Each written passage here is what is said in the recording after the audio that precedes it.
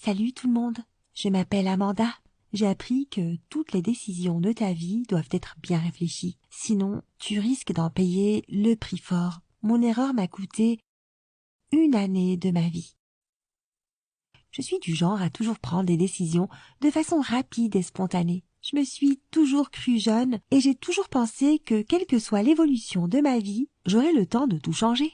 Alors après l'école, j'ai choisi une université presque au hasard et je m'y suis installée pour étudier. Et j'ai eu beaucoup de chance.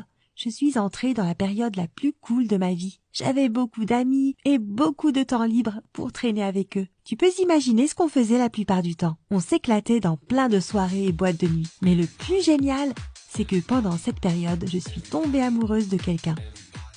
Nous étions dans la même classe. Chris était un mec topissime.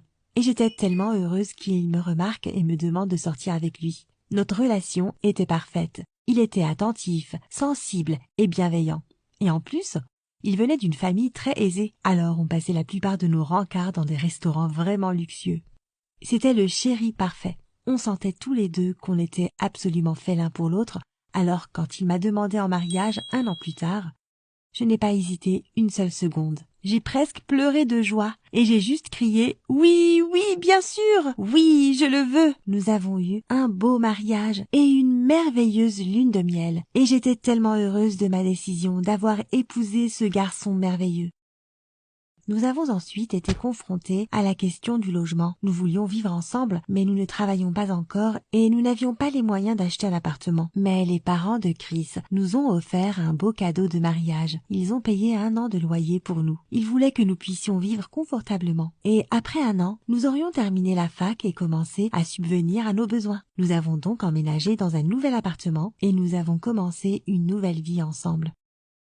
Depuis que nous avons commencé à vivre ensemble, nos vies sont devenues un peu plus tranquilles. J'ai vu cela comme une opportunité de passer plus de temps à étudier et à trouver un emploi. Bien sûr, ce style de vie rock'n'roll de la fac me manquait un peu, mais maintenant nous étions officiellement un couple et nous devions penser à notre avenir. Malheureusement, mon mari avait une opinion différente. Il voulait simplement continuer à mener le même style de vie. Au début, je n'y voyais pas d'inconvénient. Après tout, je ne pouvais pas l'empêcher de s'amuser. Et j'ai vite trouvé un travail et j'en étais super contente. J'étais financièrement indépendante et j'ai même pu acheter une voiture à crédit. Je passais donc la moitié de mon temps à la fac et l'autre au boulot. C'était dur, mais j'aimais ça. À un moment donné, mon mari a commencé à prendre ses distances. C'est arrivé progressivement. Au début, Chris se plaignait que je passais trop de temps sans lui et que je lui manquais beaucoup. Mais ensuite, il a commencé à aller à des soirées sans moi, parce que je ne pouvais pas rester dehors à danser toute la nuit, puis passer toute la journée du lendemain de manière productive. Parfois, je faisais des concessions et nous sortions ensemble. Mais un soir, nous avons eu notre première dispute sérieuse.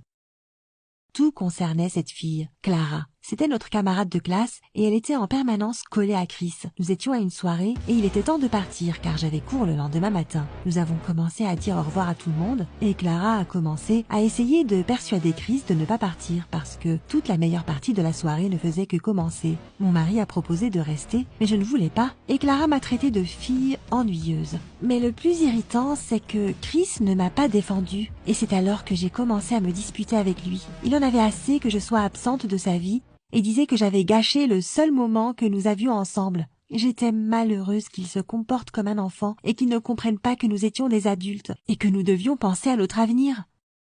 La situation était donc très tendue. Mais finalement, nous sommes parvenus à un accord et nous nous sommes réconciliés. Du moins, c'est ce que je pensais. Quelques semaines plus tard, j'ai eu un souci avec ma voiture, qui est tombée en panne sur mon trajet entre la fac et le boulot. J'ai attendu une dépanneuse pendant super longtemps et j'ai réalisé que ce jour-là, je n'aurais pas le temps de travailler. Alors j'ai appelé mon patron et j'ai posé ma journée. Après que la voiture ait été prise en charge, je suis rentrée chez moi et en entrant dans mon appart, j'ai vu quelque chose auquel je ne m'attendais absolument pas. Des vêtements étaient éparpillés sur le sol et j'ai entendu 2 voix venant de la chambre. Quand j'ai ouvert la porte, j'ai vu mon mari allongé dans notre lit avec Clara. Oh purée! Je n'ai jamais crié aussi fort de ma vie. Et je n'avais jamais dit les mots que j'ai prononcés à ce moment-là. J'ai jeté Clara hors de la maison et j'ai commencé à me disputer violemment avec Chris.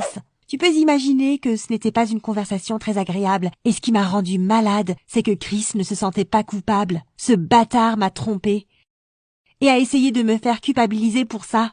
Il m'a dit que je ne passais pas assez de temps avec lui et que j'avais beaucoup changé ces derniers mois. Je n'allais pas lui pardonner, alors nous avons évoqué le divorce. Mais il y avait un problème. Je n'avais nulle part où vivre. En plus, j'avais un prêt pour une voiture, donc je ne pouvais pas me permettre d'aller louer un autre appartement. J'ai donc décidé que j'allais tout simplement rester sur place. Après tout, cet appartement était un cadeau de mariage pour nous deux. Chris était contre, mais il n'avait pas le choix. Ses parents m'aimaient beaucoup, et si je leur disais ce qu'il m'avait fait, il aurait de graves problèmes. Aucun de nous ne voulait céder, alors nous sommes restés dans cet appartement, mais j'ai déménagé dans une autre pièce. Bien sûr, Chris n'a pas du tout aimé ma décision de rester, alors il a essayé de me pourrir la vie. Je passais toute la journée à l'université et au travail, et quand j'essayais de me détendre à la maison, il avait tout le temps la musique à fond, ou pire encore, il ramenait Clara chez nous. Bien sûr, cela a provoqué beaucoup de disputes, mais elles se terminaient toujours de la même façon. Si quelque chose ne me plaisait pas, je n'avais qu'à partir. Mais j'ai appris à tolérer ces provocations. Je sentais que ma vie allait finir par s'améliorer et que je tiendrais bon dans cet appartement. J'ai tranquillement remboursé mon prêt automobile et j'ai économisé de l'argent pour le déménagement. Mais Chris a dépassé les bornes et Clara a commencé à vivre avec nous. Foutue Clara! Je détestais tout chez elle. C'était une personne révoltante et elle ressemblait à une poupée stupide. Sauf que cette poupée savait me dire des choses cruelles. À partir de ce moment, mes colocataires n'ont plus été seulement passifs, agressifs, mais ils sont passés à une agression active. Ils volaient ma nourriture, jetaient mes affaires et à plusieurs reprises, je les ai trouvés en train de fouiller dans ma chambre. Ils semblaient déterminés à me faire quitter de la maison. Non seulement ils me rendaient la vie dure à la maison, mais ils essayaient aussi de m'humilier, devant mes amis et mes camarades de classe. Une fois alors que je rentrais d'une longue journée au travail, j'ai entendu de la musique forte en m'approchant de l'appartement. Quand j'ai ouvert la porte, j'ai eu une vision d'horreur. Plein de gens dansaient et s'amusaient. Des déchets et des bouteilles étaient éparpillés partout. Il était clair que Chris et Clara avaient organisé une soirée. À ce moment-là, je me suis vraiment mise en colère, j'ai coupé la musique et j'ai commencé à crier que la fête était terminée et que tout le monde devait partir immédiatement. Naturellement, tout le monde était très contrarié par cette situation. Et Clara a commencé à mettre de l'huile sur le feu. Elle a dit « Merci d'avoir gâché la fête, mademoiselle Amanda la chieuse ». Et puis, tout le monde m'a huée. Il était clair qu'elle avait dit ça exprès pour me ridiculiser et pour provoquer une bagarre entre moi et mes amis. Ma patience approchait de ses limites, mais les choses allaient bientôt s'améliorer. On en était à notre dernier mois dans cet appartement et cela coïncidait avec nos partiels de fin d'année. Il y avait beaucoup de pression pendant cette période car leurs résultats allaient déterminer notre avenir et la préparation des examens était difficile parce que je vivais avec deux monstres. J'ai donc essayé de mettre mes écouteurs et d'écouter de la musique douce pendant que j'étudiais dur.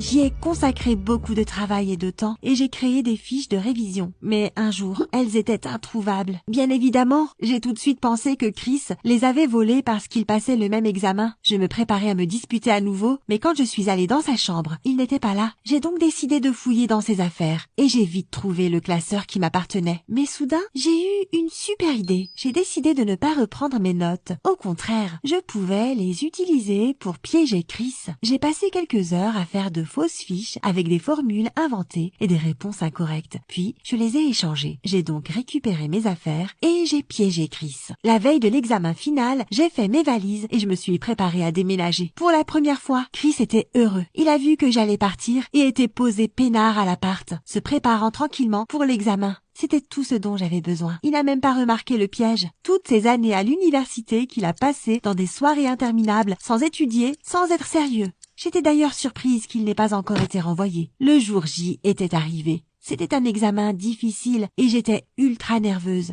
Mais je m'en suis sortie avec un 18 sur 20. Cela signifiait que j'avais achevé cette phase de ma vie et avec mention.